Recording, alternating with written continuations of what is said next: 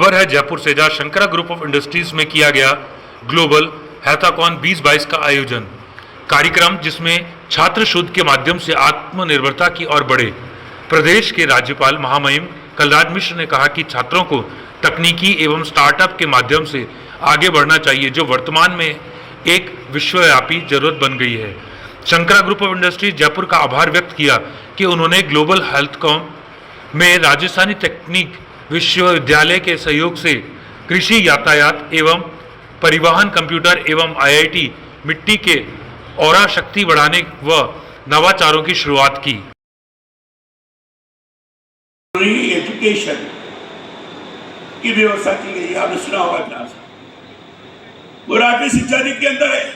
कोई अगर इंजीनियरिंग पढ़ रहा है, लेकिन इंजीनियरिंग पढ़ने के साथ ही साथ उसको इतिहास में रुचि है, तो इतिहास भी पढ़ सकता है।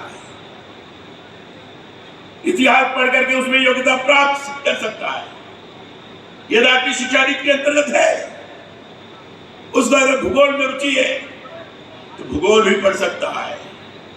इंजीनियरिंग पढ़ते हुए अगर उसको साहित्य में रुचि है तो साहित्य भी पढ़ सकता है। इसे कई विषय पढ़ सकता है और कई विषय में पढ़कर ये विषय को प्रमुख रूप से पढ़ रहा है, उससे भी बाकी के विषयों में भी अपनी प्रतिभा को दिखा सकता है। मैं चाहता हूं शिक्षण संस्थान विद्यार्थियों को, प्रतिभावान छात्र छात्राओं को निःशुल्क या बहुत कम शुल्क में गुणवत्ता की शिक्षा के लिए भी निरंतर कार्य करने की जरूरत है। राष्ट्रीय स्तरीय हैकाथॉन के पुरस्कार जरूरी है, परंतु उतना ही जरूरी ये भी है कि हमारी अपनी भाषाओं में भी श्रेष्ठ ज्ञान की जो परंपरा रही है, उससे भी नई पीढ़ी को अवगत करवाया जाए। मुझे उम्मीद है इस क्षेत्र में आपका ये संस्थान जल्द ही कुछ नवीन करेगा।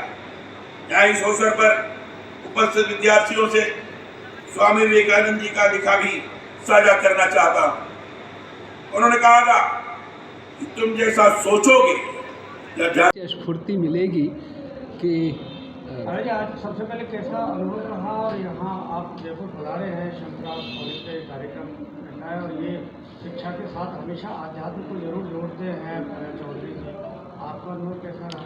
नहीं, देखिए, शंकरा ग्रुप ऑफ इंस्टीट्यूट के द्वारा जो ये ग्लोबल कार्यक्रम आयोजित था, उसके माध्यम से देश के अलग अलग राज्यों की प्रतिभाओं को एक जगह पर आमंत्रित करना और उन्हें तराश करके, उन प्रतिभाओं को खोज करके समाज के कार्य के अंदर प्रस्तुत करना, उन्हें प्रोत्साहित करना, ये एक बहुत बड़ी बात थी। और आज के कार्यक्रम में इसीलिए राजस्थान के प्रथम नागरिक माननीय राज्यपाल श्री भी उपस्थित थे, और सबने इस बात पर बल दिया कि हमारे भारत महान देश, अनेकता में एकता जिसकी मौलिक विशेषता है, सर्वधर्म सद्भाव जिसका मूल मंत्र है, और प्राचीन समय में से ही हमारी यहाँ पर जो गुरुकुल शिक्षा प्रणाली रही है, वो सदैव संतुलन की बात करती है। जीवन और आजीविका दो तत्व हैं, और शंकरा ग्रुप ऑफ इंस्टीट्यूट जो है, इन दोनों ही तत्वों पर बल दे रहा है।